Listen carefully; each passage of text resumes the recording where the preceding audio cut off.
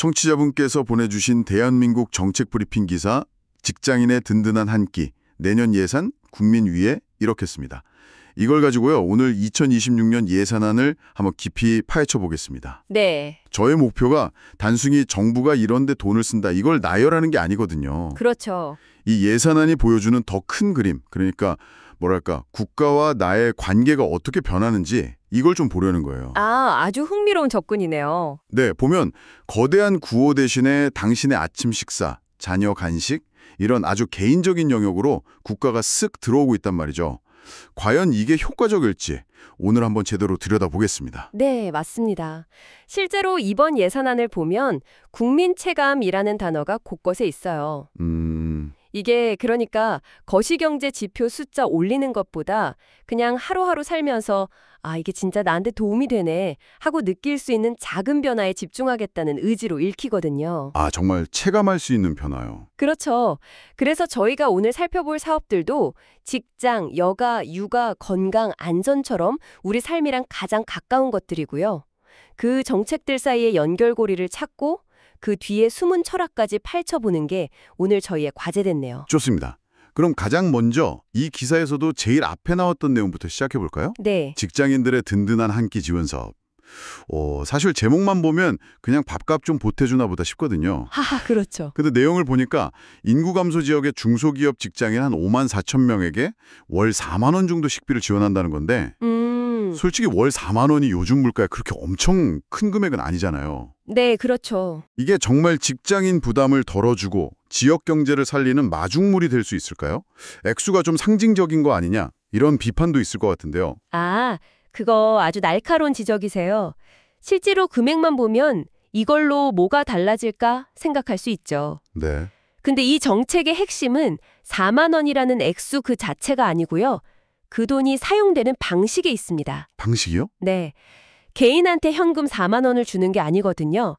1,000원의 아침밥이나 든든한 점심밥 같은 형태로 지역 식당하고 연계해서 쓰도록 설계가 됐어요.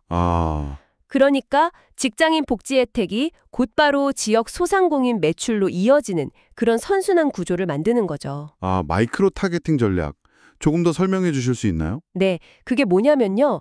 예전에처럼 거대한 댐을 짓거나 고속도로를 까는 대신에요. 시민 개개인의 만족도를 아주 빠르고 직접적으로 높일 수 있는 작은 사업에 예산을 집중하는 방식이에요. 물론 이런 접근이 너무 정책을 파편화시켜서 구조적인 문제는 해결 못한다는 비판도 받기는 합니다. 그렇겠네요. 하지만 당장 경기가 어렵고 인구가 줄어드는 지역에 활력을 불어넣는 일종의 응급처치이자 지역 공동체를 유지하려는 시도라는 점에서 의미를 찾을 수 있는 거죠. 예산 79억 원이 한 명한테는 4만 원이지만 지역 전체로 보면 수십억 원의 내수 진작 효과를 일으키는 씨앗이 될 수 있다는 계산입니다. 그러니까 개인 혜택이면서 동시에 지역 경제를 위한 일종의 산업정책 성격도 있는 거군요. 정확합니다. 그런 관점에서 보니까 지역사랑 휴가지원제라는 시범사업도 딱 같은 맥락으로 이해가 되네요. 네, 맞아요. 이것도 인구 감소 지역이 대상인데 거기서 쓴 여행경비의 절반, 최대 20만 원까지 지역사랑 상품권으로 돌려준다는 거잖아요. 맞습니다. 이 기사에서도 인구 감소 지역이란 단어가 계속 반복되는데 바로 이 지점이 이번 예산안의 핵심 키워드 중 하나예요. 식비 지원이 지역 주민 소비를 촉진하는 내부 순환 정책이라면요. 네. 이 휴가 지원제는 외부인의 소비를 끌어오는 외부 유입 정책인 셈이죠. 여기서 중요한 건 환급을 현금이 아니라 지역사랑 상품권으로 해준다는 점이에요. 그 돈이 다시 그 지역 안에서만 돌도록 묶어두는 장치인 거죠. 이 두 정책 모두 어떻게 하면 소멸위기 지역의 혈액, 즉 돈을 돌게 할 것인가 하는 아주 절박한 고민에서 나온 결과물이라고 볼 수 있습니다. 네. 지역경제 활성화가 공간에 대한 투자였다면 이제는 시간, 그러니까 우리 생애주기 전반에 걸친 투자 얘기를 좀 해볼게요. 특히 건강이라는 키워드가 눈에 띄는데요. 네. 60세 이상 어르신 약 100만 명에게 무료로 맞춤형 스포츠 강좌를 제공하는 사업이 새로 생긴다고 해요. 이건 어떤 의미가 있을까요? 이 사업의 진짜 가치는 예방에 있다고 봅니다. 예방이요? 네. 어르신들이 꾸준히 운동해서 신체적, 정신적 활력을 유지하면 당장의 삶의 질도 높아지지만 더 길게 보면 사회 전체의 의료비 부담을 줄이는 효과로 이어지거든요. 아, 그렇군요. 병이 생긴 후에 치료하는 데 돈을 쓰는 것보다 병이 생기지 않도록 건강을 유지하는 데 투자하는 게 훨씬 효율적이라는 거죠. 이건 국가 재정을 운용하는 입장에서 보면 굉장히 중요한 관점의 전환이고 아주 현명한 투자라고 할 수 있습니다. 국가가 문제가 터진 뒤에 해결하는 소방수가 아니라 문제가 생기기 전에 관리해주는 건강 코치 역할을 하겠다는 거네요. 바로 그겁니다. 그런 미래를 위한 투자가 어린이들에게도 이어지네요. 초등학교 1, 2학년 늘봄학교 학생들한테 국산 과일 간식을 주 1회 공급하는 사업이 새로 생기는데요. 네. 아이들 건강에도 좋고 좋은 식습관 길러준다는 취지는 알겠는데 이게 과연 농가 소득 안정에 얼마나 실질적인 도움이 될까 이런 생각도 좀 들거든요. 좋은 질문이십니다. 물론 예산 169억 원으로 전국 과수농가 전체를 살릴 수는 없겠죠. 그렇죠. 하지만 이 정책의 핵심은 안정적인 대규모 수요처를 만들어준다는 데 있습니다. 아, 수요처. 네. 농산물은 가격 변동성이 아주 커서 풍년이 들어도 값이 폭락해서 농민들이 손해보는 경우가 많거든요. 그런데 늘봄학교라는 고정 공급처가 생기면 농가 입장에서는 예측 가능한 생산 계획을 세울 수 있게 되는 거죠.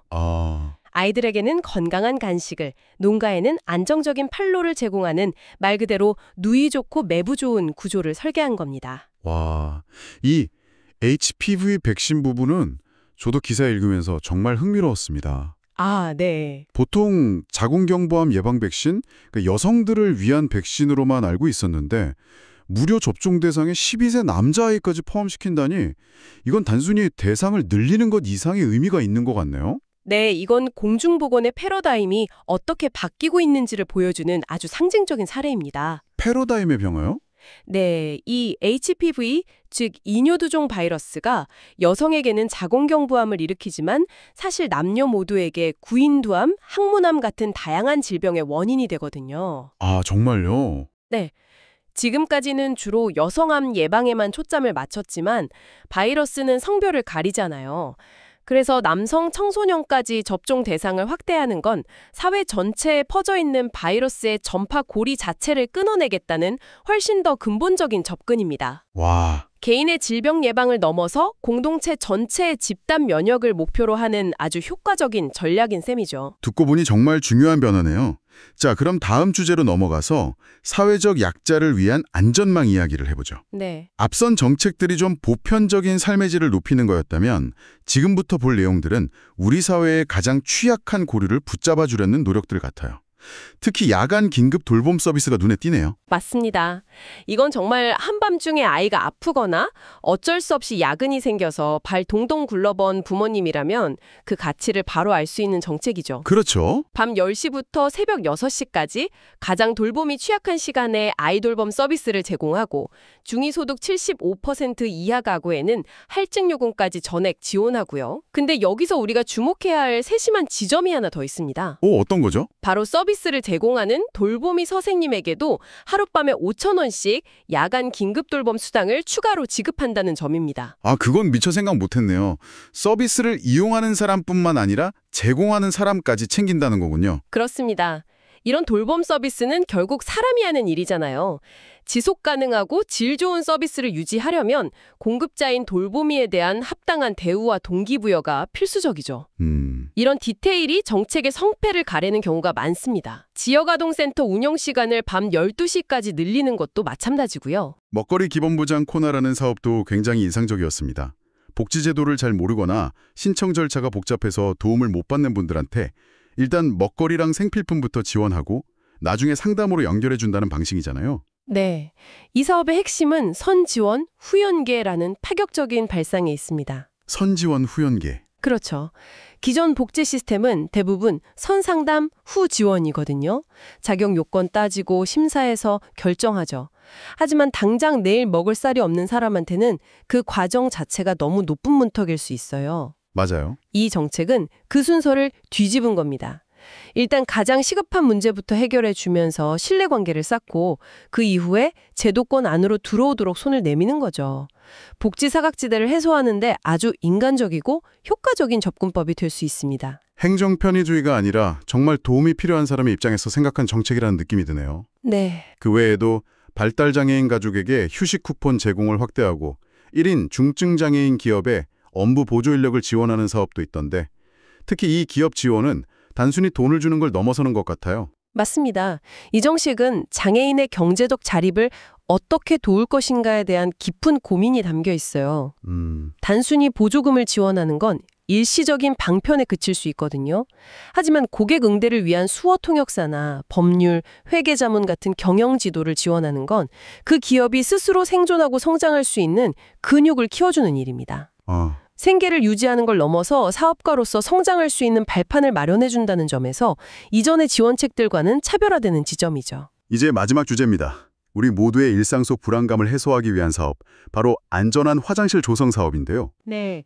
전국의 공중화장실에 불법 촬영 상시 탐지 시스템이랑 비상벨을 확대 설치한다는 내용입니다. 이건 기술을 활용해서 사회적 불안이라는 심리적 문제를 해결하려는 시도죠. 불법 촬영 범죄가 끔찍한 이유가 실제 피해 여부와 상관없이 나도 피해자가 될 수 있다는 공포감을 사회 전체에 확산시키기 때문이거든요. 맞아요. 상시 탐지 시스템은 이곳은 24시간 감시되고 있으니 범죄를 시도할 생각조차 하지 말라는 강력한 메시지를 전달해서 범죄 자체를 예방하는 효과를 기대할 수 있습니다. 그런데 한편으로는 이런 생각도 들어요. 기술적인 장치를 설치하는 건 좋은데 이게 제대로 관리가 될까? 비상벨을 눌렀을 때 경찰이 바로 출동할 수 있는 시스템은 잘 갖춰져 있나? 혹시 오작동으로 인한 행정력 낭비는 없을까 하는 우려요. 굉장히 중요한 포인트입니다. 그래서 이 사업의 성패는 단순히 기기를 몇 대 설치했느냐가 아니라 설치 이후에 국민들의 안전 체감도가 실제로 얼마나 높아졌는지로 평가해야 합니다. 아, 체감도요? 네. 기술은 도구일 뿐이고요. 그 기술이 실제 심리적 안정감으로 이어지도록 만드는 섬세한 후속 조치와 지속적인 시스템 점검이 반드시 병행되어야죠. 예산 62억 7,500만 원을 투입하는 만큼 그 효과를 냉정하게 평가하고 부족한 부분을 계속 보완해 나가는 과정이 훨씬 더 중요할 겁니다. 오늘 저희는 청취자분께서 보내주신 자료를 바탕으로 2026년 예산안에 담긴 10가지 국민 체감 사업을 깊이 들여다봤습니다. 직장인 식비 지원에서 안전한 화장실까지 정말 우리 삶의 구체적인 순간들과 맞닿아 있는 내용들이었네요. 네. 이 모든 것들을 관통하는 하나의 큰 흐름은 역시 서두에 말했던 것처럼 재정 운용의 초점이 거대한 담론에서 개개인의 삶의 질로 옮겨가고 있다는 신호가 아닐까 싶습니다. 맞습니다. 각각의 사업들은 흩어져 있는 점처럼 보이지만 일상의 부담 완화, 사회적 약자 보호, 그리고 미래를 위한 예방적 투자라는 큰 선으로 모두 연결되거든요. 예산안이 단순한 숫자의 나열이 아니라 우리 사회가 어떤 가치를 우선시하고 어디로 나아가려 하는지를 보여주는 청사진이라는 점을 다시 한번 확인할 수 있었죠. 네, 예산안을 통해 우리 사회의 우선순위를 엿볼 수 있었던 아주 의미 있는 시간이었습니다. 오늘 논의를 바탕으로 청취자분께서 한번 곱씹어 보실 만한 질문을 하나 던지면서 마무리하고 싶습니다. 네, 어떤 질문인가요? 오늘 우리가 살펴본 이런 체감형 정책들이 당장의 만족감을 주는 것을 넘어 인구 감소나 사회 양극화 같은 우리 사회의 구조적인 문제를 해결하고 지속 가능한 변화를 이끌어내는 데까지 나아갈 수 있을까요? 그리고 앞으로 우리는 예산 투입의 진짜 효과를 만족도로 평가해야 할까요? 아니면 구조의 변화로 평가해야 할까요? 이 질문에 대한 답을 함께 고민해 봐야 할 것 같습니다.